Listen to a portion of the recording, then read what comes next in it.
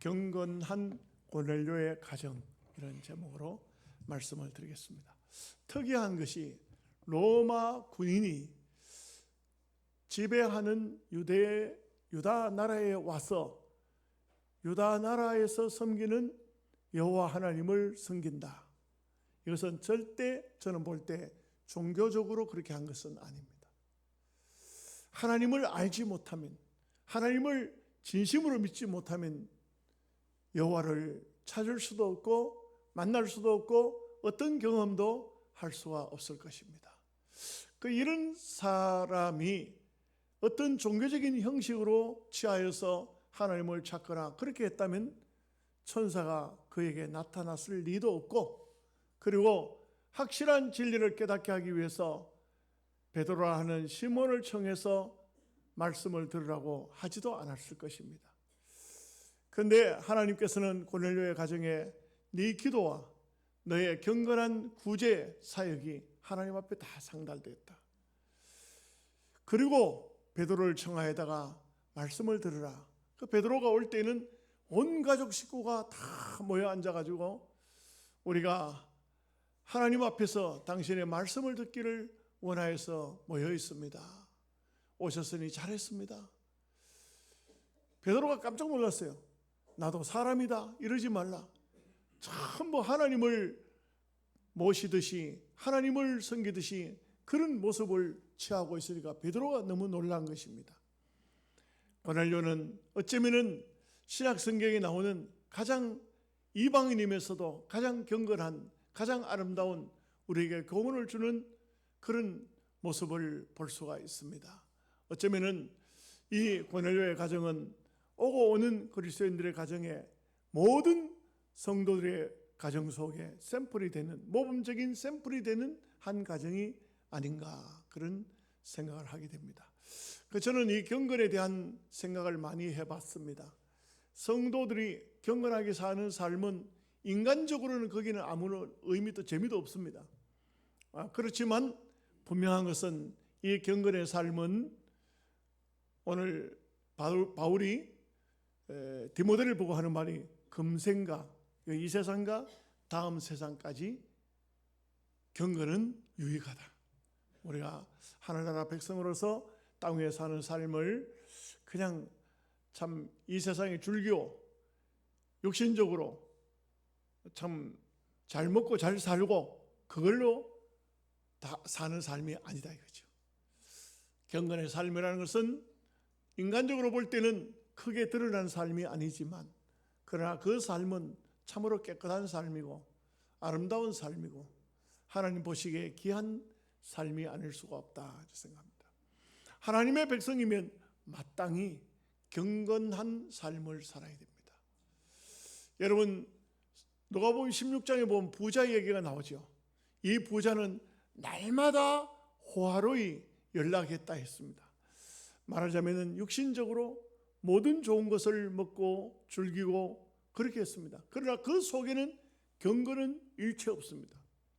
경건은 찾아볼 수 없습니다. 오늘 우리 그리스도인들이 이 땅 위에서 잘 먹고 잘 살고 어떤 부귀와 영화를 누리고 건세를 누리는 것이 중요한 것이 아니다 이거예요. 정말 그리스도인들의 삶이라는 것은 그 속에 들여다보면 경건한 삶이 아닐까. 깨끗하고 정직하고 밝고 아름다운 삶이 바로 그리스도인의 삶이 아닐까. 우리가 구약 성경에 보면 하나님을 만날 수 있는 방법은 하나님께 제사를 드림으로 하나님을 만나죠.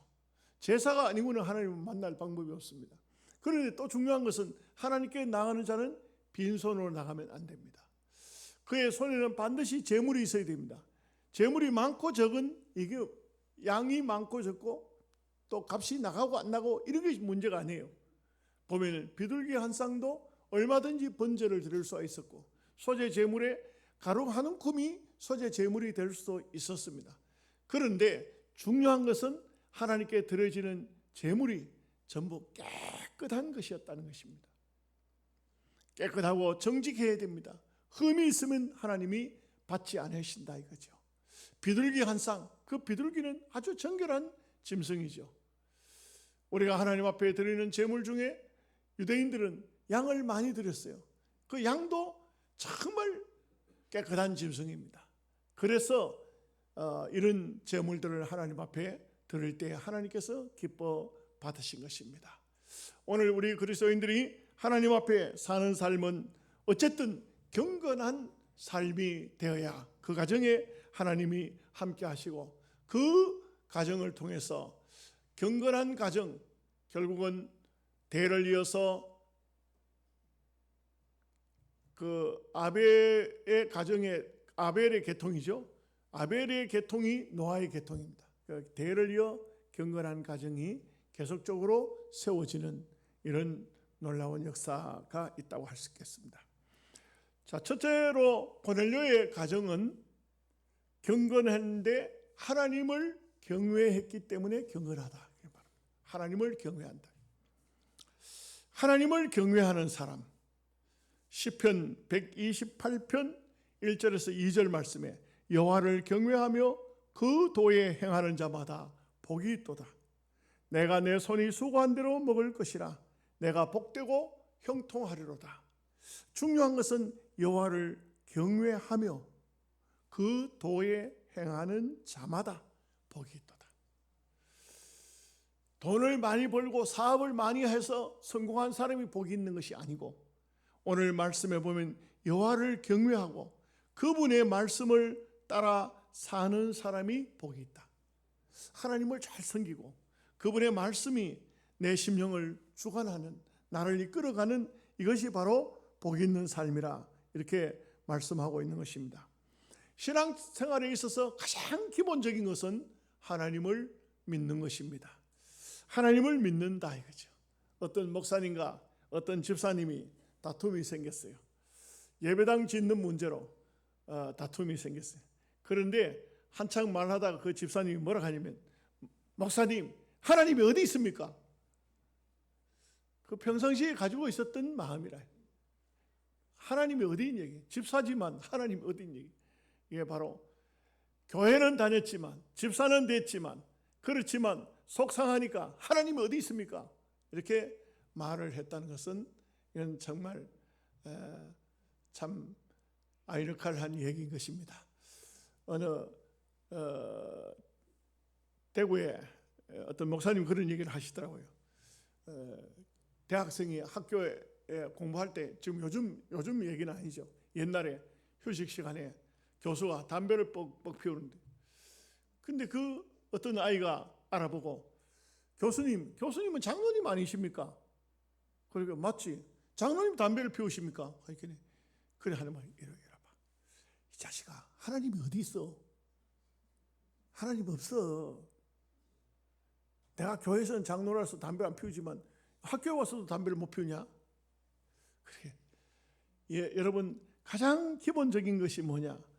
우리가 살아계신 하나님을 나의 심령으로 믿을 수가 있느냐 하는 문제인 것입니다. 제가 어떤 책을 하나 읽다가 케네디 대통령에 대한 얘기를 어떤 분이 하는 것을 그 책 속에서 읽어봤어요. 미국의 케네디 대통령은 그의 아버지가 아일랜드 청교도 출신이었어요. 그래서 청교도 신앙을 가지고 있는 사람 밑에 자녀였어요. 이 케네디는 미국으로 돌아와서 하버드 대학에 들어가서 하버드 대학을 졸업하고 정치인으로 나갔다가 결국 미국의 민주당 대통령이 된 것입니다. 대통령이 되고 난 다음에 이 사람이 머리가 헷가닥해버렸는지 공립대학교에 성경 가르치는 것을 금지하는 법안을 만들었습니다. 그래서 이 케네디가 가장 먼저 대통령 되고 한 업적이 성경 가르치는 것을 금했다는 것입니다. 여러분, 그런데 이 케네디가 대통령을 하는 과정에 이런 일들이 벌어집니다. 이 세계 역사에 또 케네디가에 있어서 정말 비극적인 일인데, 그의 형이 전쟁터에서 전사합니다. 누나는 캐서린 케네디는 28살에 차를 타고 가다 교통사고로 죽습니다. 동생은 민주당 선거운동을 하다가, 동생인 또 로버트 케네디인데 민주당 선거운동을 하다가 암살되고 맙니다. 그의 아들 데이비드 케네디는 약물 가다 복용으로 숨졌습니다. 3대에 걸쳐서 10명이 요절을 한 것입니다. 여러분, 이것은 무엇을 말한다고 할까요? 우연히 그런 일이 벌어졌다고 생각하십니까? 본인도 결국은 총 맞아 죽습니다. 무엇을 얘기할까요? 하나님 앞에 우리가 믿음으로 살아야 할 그 가정이 어느 날 어느 순간에 세상 권력을 잡으면서 타락되어 버린 것입니다. 타락되어 버렸을 때 그때 거기에 나타나는 하나님의 징계가 얼마나 심각하고 얼마나 크게 기가 막히게 나타났는가 하는 것을 알 수가 있습니다. 우리가 대한민국을 가르쳐서 세상 사람들은 대한민국이 개발도상국가에서 선진국으로까지 발돋움한 여기에는 한강의 기적이 있다고 말합니다. 저는 그 말을 동의하지 않습니다. 한강의 기적이 아니고 정말 이 대한민국에는 십자가의 기적입니다. 우리 하나님께서 참 우리 민족, 우리 백성들에게 머리를 열어주신 겁니다. 여러분, 이런 얘기를 해요. 여러분이 동의를 하시는지 모르겠지만 고기를 많이 먹는 사람들은 머리가 명석하지를 않대요. 그리고 나무를 많이 먹고 풀을 많이 뜯어먹는 사람은 머리가 맑대요. 동의를 역시 안 하시는구나. 우리 가만히 보면 저도 오늘 아침에 이렇게 반찬 이렇게 딱 가만히 들다 보면 전부 약초예요, 약초. 왜냐하면 제가 그걸 다 공부를 했기 때문에 쌀도 보리도 밀도 콩도 다 약으로 들어가요. 사실은 뭐 밥상에 차려놓은 파든지 마늘이든지 다 약초예요. 약초로 들어가요. 우리가 먹는 것이 약초라 이게. 우리 민족적으로 보면은 참 옛날 초곤목피 정말 힘들고 어려울 때 풀뿌리 캐먹고 나뭇잎 뜯어먹고 살았지 않습니까? 그러니까 우리 민족은 정말 한마디로 말해서 양의 민족이라. 풀 뜯어먹는 사자나 곰이 아니고 양의 민족이라. 깨끗한 민족이래요. 여러분, 분명한 것은 어느 나라 어느 민족이든지 역사를 공부해보면 다 나타나는 현실이 뭐냐면 가난한 나라에, 아주 가난하고 어려운 나라에 복음이 들어가지 않습니까?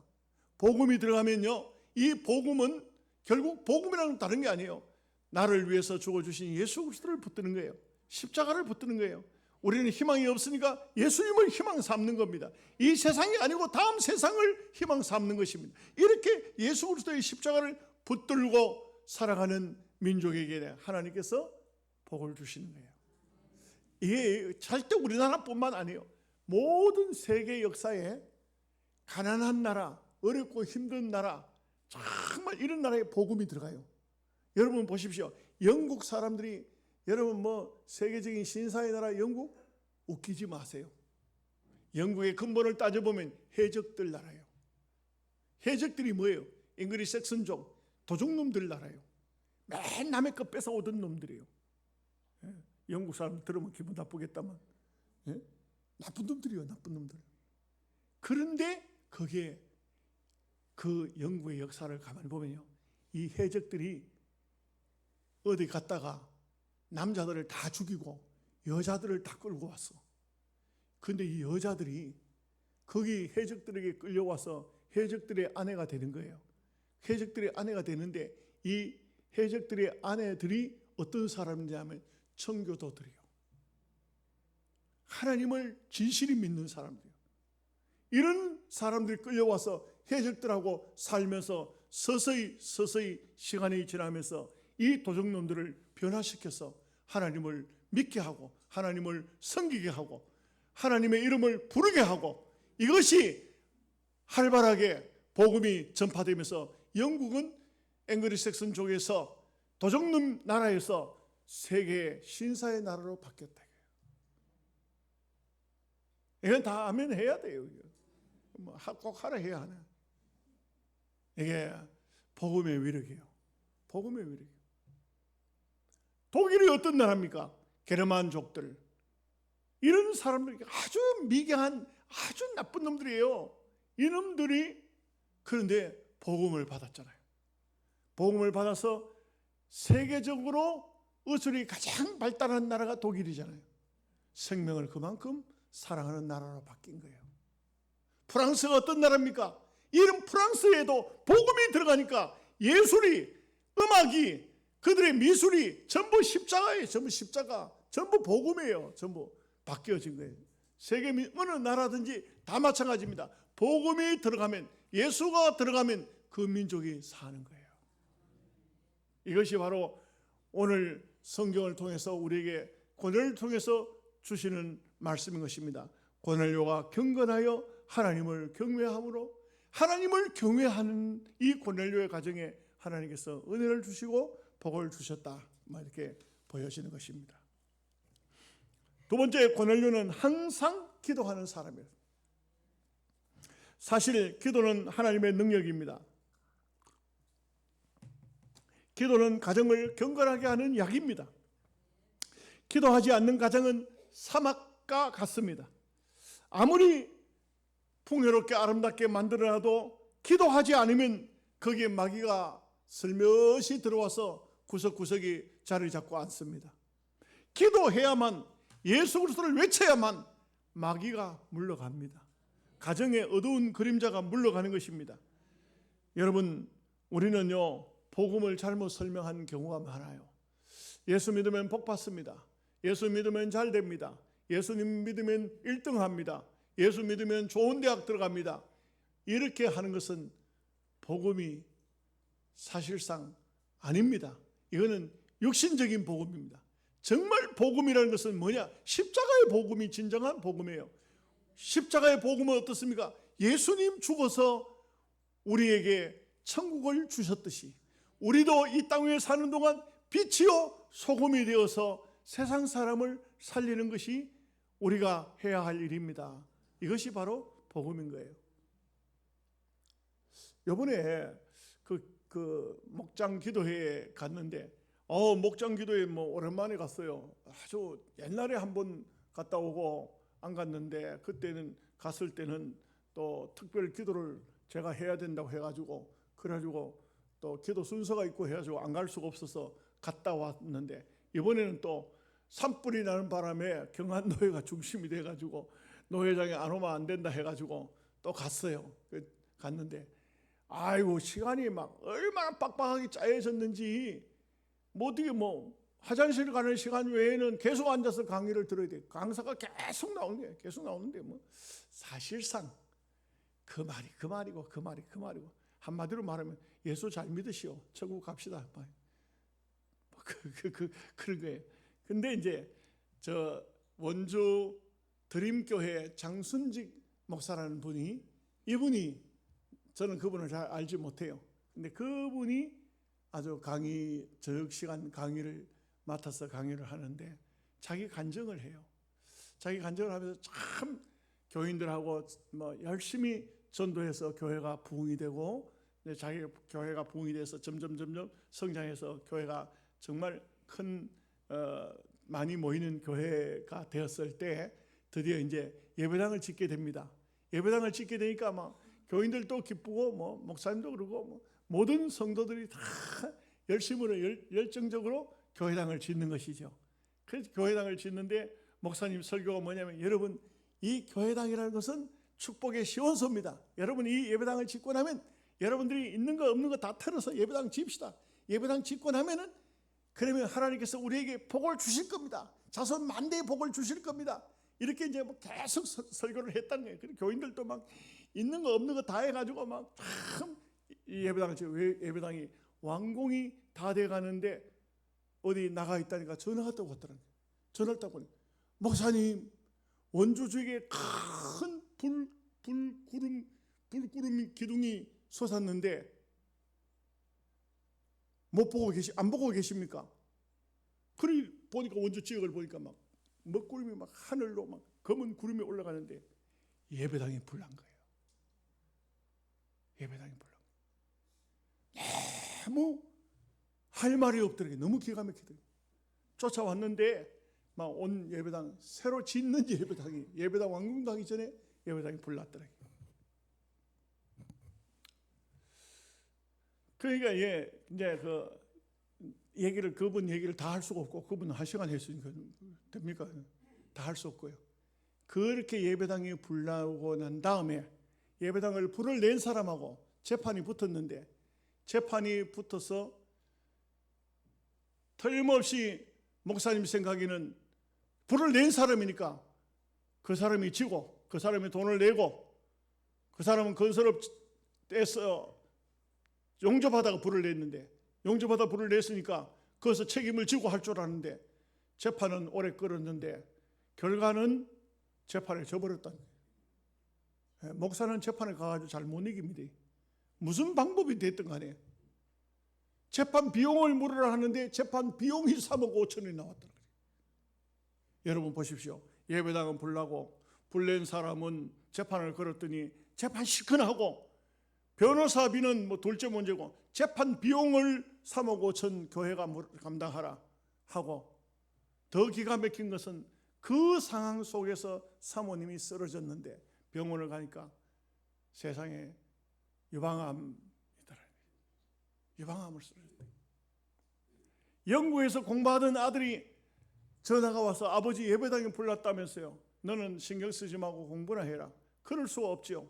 아들이 영국에서 나왔는데 불탄 예배당에 와서 자빠졌는데 오자마자 보고 기절해버렸는데 식물인간처럼 되어버렸어요.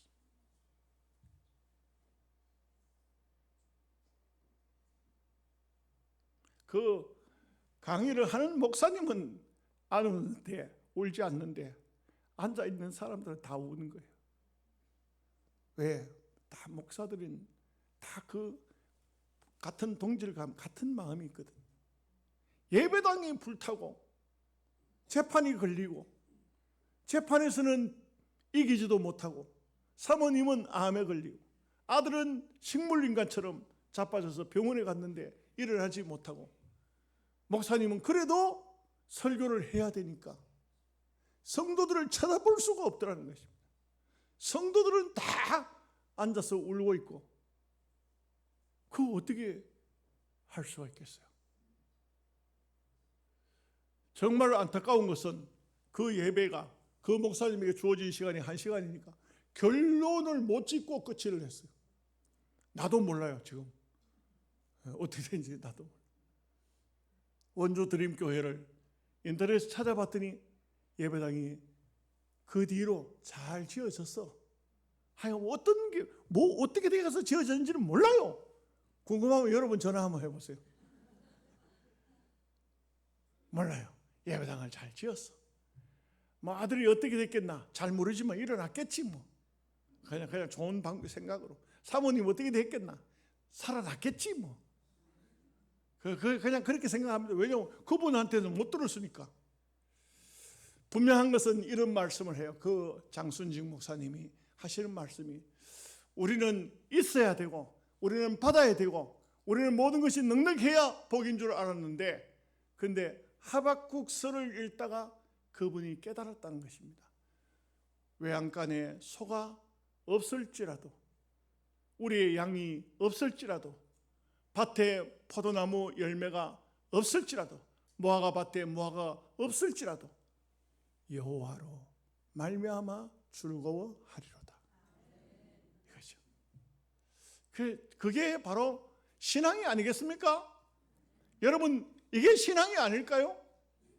우리는 있어야만, 받아야만, 잘 돼야만 복으로 생각한다면 그거는 이 세상 사람들이 다 똑같은 마음이에요. 이 세상에 살고 있는 사람들이 다 잘 돼야 감사하지, 안 되는데 감사한 사람이 어디 있어요? 그런데 성도는, 예수 믿는 사람은 안 돼도, 부족해도, 없어도, 망해도 감사할 수 있어야 돼요. 하나님 때문에. 이게 신앙이라는 것입니다. 여러분, 오늘 우리가 정말 주의해야 될 것이 있습니다. 어떤 걸 주의해야 할까요? 기도를 하는데 이런 말을 하기도 합니다. 저 사람 기도는 참 잘하네. 이게 어떤 의미가 있을까요? 기도는 참 잘하네. 기도 내용이 좋아서 기도를 참 잘하네 할 수도 있겠지. 그렇지만 반대적인 입장에서는 생활은 그렇게 살면서 말은, 기도는 청산유수로 하네, 이럴 수도 있다 이 말이죠. 이럴 수도 있다. 그래서 우리가 삶이 바탕이 되지 아니한 기도는 자칫 잘못하면 외식적인 기도가 될 수도 있어요.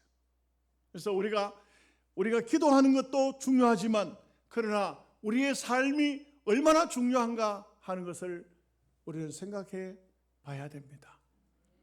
저는 목회하면서 이럴 때가 제일 많아요. 목사는 여러분들이 목사의 심정은 잘 모르시죠. 그런데 이럴 때가 많아요. 제가 여러분들에게 어떤 말씀을 강조하다가 되돌려 봅니다. 너는 했나? 그럴 때에 나는 이 말씀에 부끄럽지 않아야 된다. 적어도 이 설교하면서 이 설교에 부끄럽지 않아야 된다. 이런 마음을 많이 가지게 됩니다. 그래서 우리가 생활과 삶과 또 기도가 한테 맞물려 톱니바퀴처럼 같이 돌아가야 된다. 기도 따로, 생활 따로 이렇게 해서는 안 된다 이거죠. 생활은 엉망으로 하는데 기도는 열심히 하더라. 그건 안 된다 이 말이죠. 그건 경건이 아니에요. 그건 하나님 앞에 바람직한 모습이 될 수가 없습니다. 세 번째는 고넬료는 백성을 많이 구제했다 이렇게 말하고 있어요. 고넬료의 아름다운 모습은 그의 기도와 구제가 하나님이 기억하신 바가 되었다 이렇게 말하고 있습니다. 그래서 하나님이 기뻐하시는, 하나님이 원하시는 그런 삶을 산다는 것이 얼마나 중요합니까? 고넬료는 성경을 보면 고넬료 또 다른 백부장도 또 그런 얘기가 있어요. 어떤 백부장 하인이 병이 났을 때 하는 얘기, 장로들이, 성읍 장로들 하는 말이, 예수님 저 사람의 하인의 병을 고쳐주는 것이 옳습니다. 저 사람은 유대인들을 위해서 해당을 지어주고 가난한 사람을 구제를 많이 했습니다. 그의 병을, 그 하인의 병을 고쳐주시는 것이 옳습니다. 이렇게 이제 장로들이 말한 것을 볼 수가 있는데, 오늘 여기 나오는 백부장 고넬료도 똑같은 얘기를 하고 있어요. 백성을 많이 구제했다. 남을 위해서 베푸는 삶을 많이 살았다. 네. 여러분 이게 뭐 제가 할 수 있는 말인지 잘 모르겠어요. 비유가 잘 생각이 안 나서.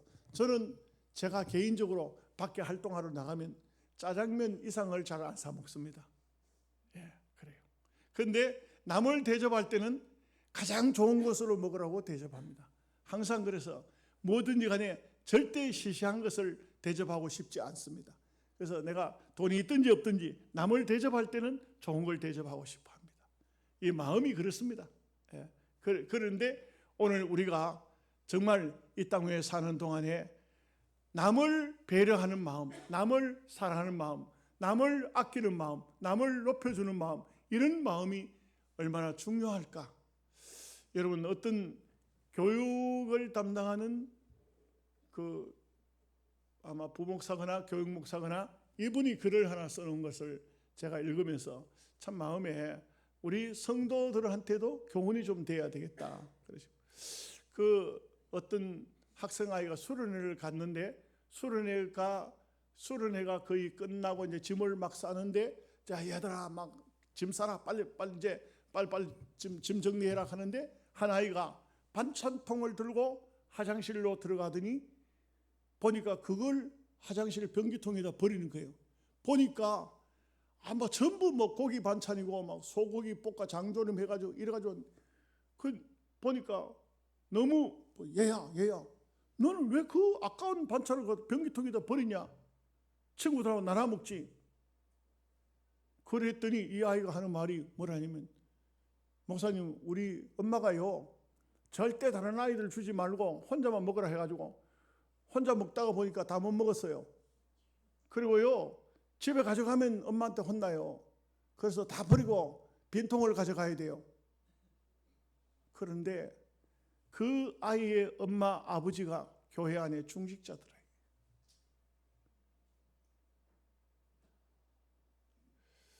저도 충분히 공감이 가더라고요.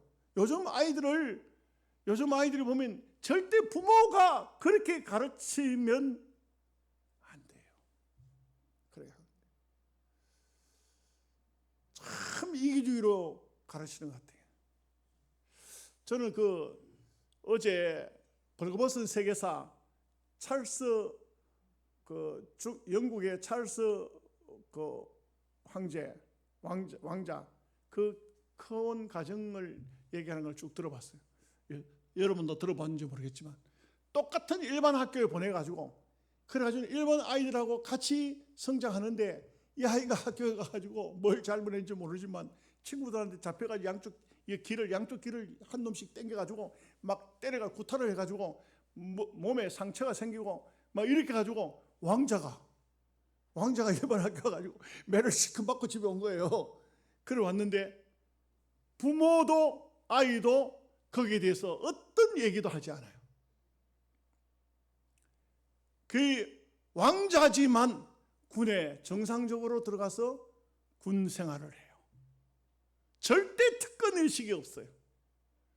여러분 참 이게 영국이라는 사회가 얼마나 아까 말씀드렸듯이 이게 야만족들 해적들이지만 얼마나 변화된 그 모습을 아름다운 모습을 보이는가. 우리는 우리 아이들을 얼마나 너무 특권 의식을 가지고 내 자식이 누군데 감히 누가 손을 댄단 말이냐 이런 것은 하는 게 아니에요. 오늘 우리 그리스도인들이 너무 좀 이타적인 마음이 없고 이기적인 마음을 가지고는 하나님께 영광이 될 수가 없어요. 여러분 고넬료는 정말 훌륭한 게 뭐냐? 백부장이라는 것이 이게 보통이 아니에요. 로마의 군대 백부장 중대장급인데 이 굉장한 사람. 이런데도 불구하고 유대인들을 위해서 그는 구제하고 그들을 위해서 정말 자기를 아끼지 않는 이런 모습은 하나님께서 기억하신 바가 되었다. 하나님이 기억하신 바가 되었다. 말씀의 결론을 맺겠습니다. 오늘 우리가 살고 있는 시대에 참 오늘 우리 시대는요 행복한 경건된 가정을 찾기가 어려워요. 그리스도인들만이 경건한 가정을 그리스도인들은 가져야 되죠. 그래서 오늘 우리가 이런 경건한 가정을 가지기 위해서 기도하고 하나님 앞에 언제나 말씀을 중심으로 살고 또 부모들은 남을 위해서 이렇게 베푸는 이것을 자녀들에게 보여줘서 자녀들도 그 아름다운 부모의 모습을 닮아가게 하는 그런 귀중한 역사가 있으시기를 주님의 이름으로 축복합니다. 아멘. 기도하겠습니다. 하나님 우리 아버지 은혜와 사랑을 생각할 때 감사합니다. 오늘 고넬료의 가정을 통해서 경건한 삶의 가정이 어떤 가정인가 하는 것을 말씀을 통해서 상고하였습니다. 고넬료는 하나님을 잘 믿었고 또 기도 생활을 계속했고 또 뿐만 아니라 그 가정은 구제에 앞장서 있었던 그런 모습을 하나님께서 기억하셨다고 했습니다. 오늘 우리도 이러한 아름다운 모습들을 닮을 수 있도록 은혜를 주옵소서. 예수님의 이름으로 기도하옵나이다.